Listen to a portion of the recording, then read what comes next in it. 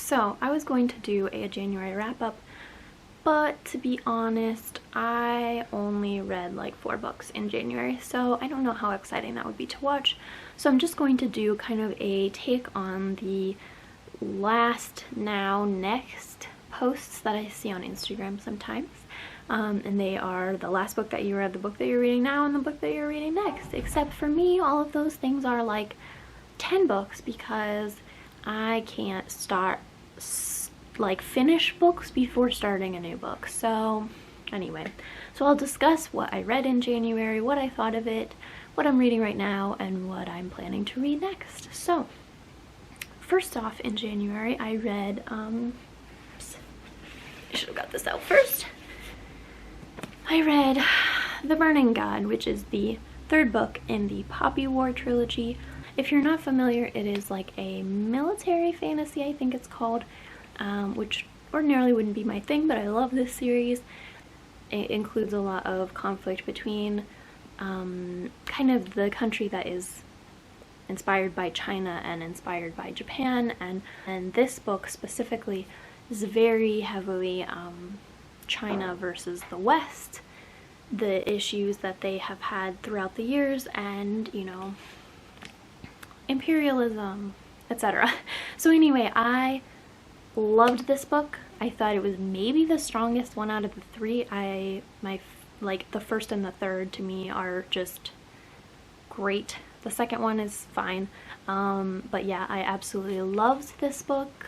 Love this series. Highly recommend. The 2nd book I will insert here. I borrowed it from my sister and I already gave it back. And that is The Searcher by Tana French. Tana French is my favorite like thriller mystery author. She writes a series. It's kind of like a series. Anyway, they're like, you don't have to read them in order, and usually only like 1 or 2 characters are in common between them, but anyway, it's like a series called The Dublin Murder Squad, and I love those books, especially the first 2, especially the 2nd one, The Likeness. Love it. Anyway, this is not part of that series. Her last 2 books have been like standalone, and this is one of those. It is about a retired Chicago police officer or detective who retires to the Irish countryside and of course does not get quite the peaceful, idyllic experience that he was hoping for. Of course, he stumbles across like a mystery, and yeah, it was good. It was, you know, I was super reading slumpy while I was reading it, and I finished it, so that tells you something. It's very like quiet, you know, it's not a thriller in the traditional sense by any means. It's very like Irish countryside. It's a very pleasant read other than the unpleasantness that unfolds. Yeah, it was very entertaining. I still don't think it's as strong as her Dublin Murder Squad series, but I'd recommend it if you're a fan of her or a fan of like quiet mysteries. Is that a thing? Anyway, the 3rd book that I read last month was My Dark Vanessa. This book, oh my god, I listened to an audiobook, and honestly, such an uncomfortable audiobook experience, but amazing book. Like, this author can write so well, and it was so disturbing. So if you're not familiar, I'm sure you are because this was wildly popular last year and wildly controversial, but this is kind of a Lolita retelling. I've seen a lot of different things, so I'm not totally sure. The author has stated that it's based on personal experience and kind of a combination of like Lolita and society's opinion and like obsession with Lolita, and then simultaneously like there's a note in the front of the book that says it's not based on her experience. I don't know if it was just not based on her experience at a particular school, like if that was just in there for legal reasons, but you know, I was a little bit confused by those 2 conflicting opinions. But anyway, or not opinions, but statements. But this is kind of Lolita from the perspective of Lolita. The, you know, character being named Vanessa. And I mean, this book, I like honestly don't have words for it. I am trying to read this one, Lolita, and potentially other books, and just have like a kind of comparison, a discussion about them and about kind of the culture around it. So there was some controversy about this book, which was brought to my attention on Instagram actually, that there was another author who said that this was like ripping off her work, which was a memoir. She had written a memoir. And looking into that more, I discovered that she said that she had not read and had no intention of ever reading My Dark Vanessa. It was just the plot. You know, you don't want to call a memoir's events a plot. But anyway, the storyline, the story was ripped off of her experiences. Which to me is an interesting take from someone who hasn't read it. But I can also see what she's saying, that like white Anglo-Saxon women get their stories told a lot more than, you know, I believe the author of the memoir is Latinx. So, you know, I can appreciate that. So I am interested in also reading that memoir for comparison as well. So anyway.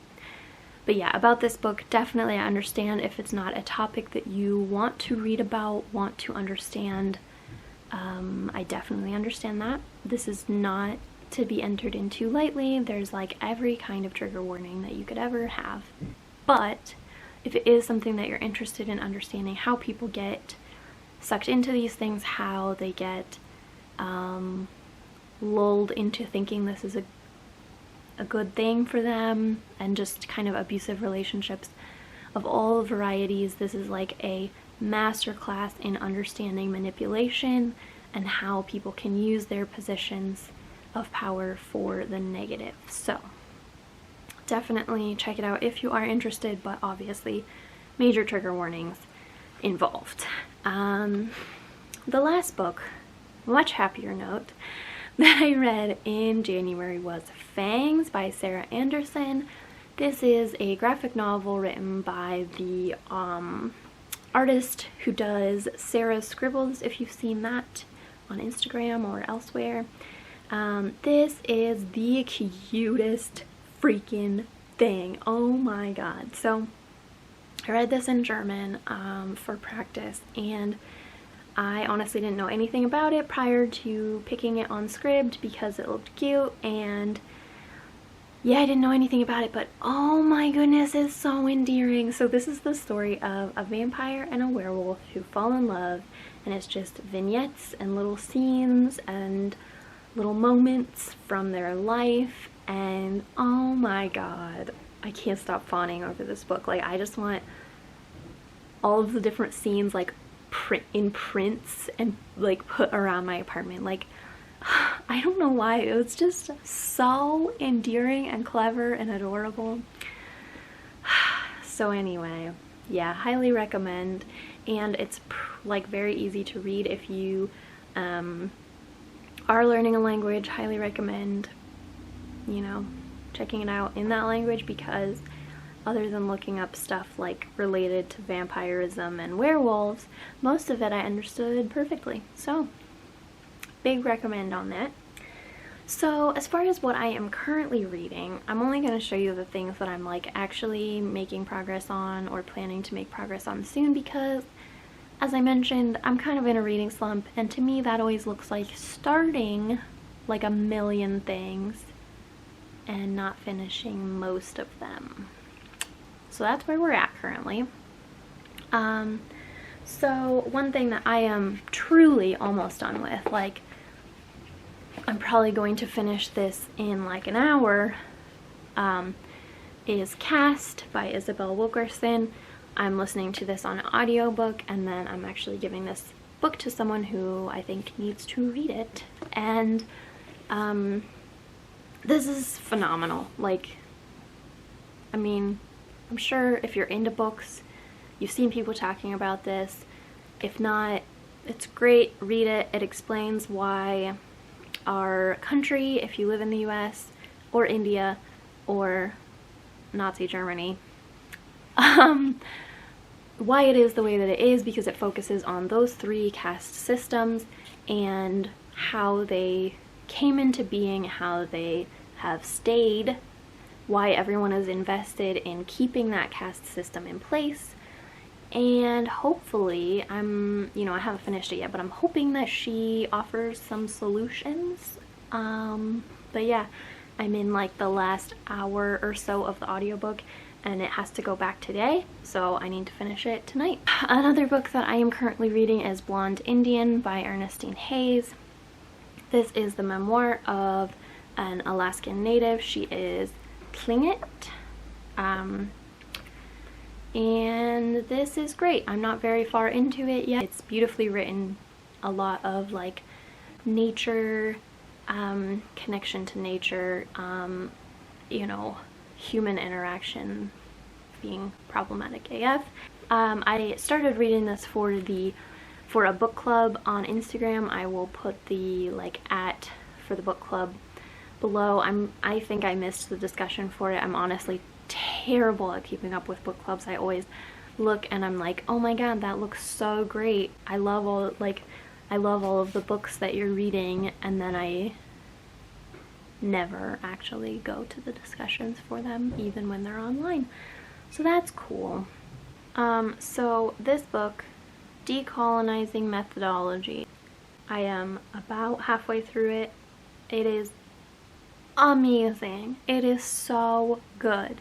If you are involved in education or research, or you keep up with society at all, globally, you should read this book. Like, I think it's like an academic book. Like, when I tried to buy it physically, it was like $40. So I think it's a textbook of some kind, but it is so good. And it's about like how research has been kind of weaponized against Indigenous people across the world. Like, the person who wrote it, I believe, is from New Zealand or Australia, I can't remember which, but and so she draws from the culture there, the history of the US, Canada, and obviously Australia and New Zealand. And it is stellar. Like, it's all about how we have in like the West decided that we are the holders of knowledge and the purveyors of science and history and all of these like developed subjects, and we have told these from our own perspective, and we run the world basically. And so all of these other traditions of knowledge have been not always erased. If they haven't been erased, then they've basically been like stolen through research and then capitalized on by the people who discovered them, even though obviously people already knew about it. It was people using it. It was just Indigenous people. So anyway, that book is incredible. I have to finish it. It's just hard for me to remember to read it because I'm reading the ebook on Scribd, and I don't remember to read ebooks like ever because they're not sitting right in front of me. So I have to finish that one ASAP because I need to tell the entire world to read this book. So, but another book that I have started is My Tender Matador by Pedro Lemebel. And this was for another Instagram discussion. It is a story about a Chilean transgender woman who I believe, becomes, like, falls in love with a member of a political rebellion. And yeah, obviously don't know that much about it because I only just started it, but there's that one. Another book that I am currently reading, which I am almost done with, is Una Arruga en el Tiempo. If you saw my last video about learning languages, you'll know that I am reading a lot of graphic novels in Spanish and German to try to learn, and this is my first one for Spanish. I'm almost done with it. Love it. There's not really that much to say. I have read the book often in English as a kid, so there's nothing new in the plot. I guess if you don't know, A Wrinkle in Time is a sci-fi story. It's the beginning of a series, but the first one is by far the most well-known, and it does like stand alone. But anyway, I think it's underrated personally, but it is the story of a family, primarily the main character Meg and her little brother Charles Wallace, who are the children of two scientists, researchers, who work for the government and a university, I believe. And their father has gone missing for quite some time, I think a couple of years, and they don't know where he's gone, and they have heard nothing from him, and so everyone assumes that he like ran off with a researcher, another person or something like that. But they encounter some characters locally who kind of know what's going on, and they take Meg and Charles Wallace to find their father, and all kinds of craziness ensues. So I love that book. I don't necessarily recommend the movie, but I do recommend the book. I am also about 80% through this book, Red Seas Under Red Skies, which is the sequel, or the second in the series, The Gentleman Bastards, I believe it's called. The first book is The Lies of Loch Lamora. They are by Scott Lynch, and this is fine. Like, these books are kind of like adventure fantasy. Like, I think that they could possibly be considered steampunk. I'm not totally sure, but they are very fun, but they are very long. Like, have you guys noticed that fantasy authors think that everybody wants to read their words for like 800 pages? And it's like, sometimes it could have been 250, you know? So this is the second book, and it is really fun, but honestly, I want it to be done, and there's still like 5 hours left in the audiobook, which I listen at usually 2 times speed, so it's not 5 hours, but I don't know. If I get to a point where I want to listen to an audiobook, you know, for a couple hours, and I don't want to start a new one, then I will finish that. If not, I'm okay not finishing it. Like, I had a good time. It was fine. Not all relationships have to be forever, you know? So that's where I'm at. As far as what I'm reading next, I think the next book that I'm going to read physically is The Women of Brewster Place by Gloria Naylor. I've had this on my shelf for a little while. My cat's meowing. Hi, do you want to come visit? Nope. Okay. So, and it looks short-ish, you know, and when I am reading slumpy, that is what I need. And I figured this was an appropriate time to read this. It's Black History Month. I don't believe in reading Black books specifically in Black History Month, but you know. The next book that I want to read in Spanish, I think, is going to be La Magia del Orden, which is the life-changing magic of tidying up. And I think my next German book, oh, I forgot to tell you what I'm reading now in German. What I'm reading now in German is Nimona. It's a stretch to say I'm reading it because I'm like 3 pages in, but still. It is the story of a shape-shifting wannabe villain who joins forces with like a supervillain. that's as far as I've gotten in the plot, so that's what you're getting. But I think next I'm going to try reading a regular novel, which again, I mentioned in my last video, this seems like a good option for me. For the first one, it is The Little Princess by Frances Hodgson Burnett. I did read this in English when I was a child, and I watched the movie a lot when I was a child, so I think it should be alright to read. So that's my next German read.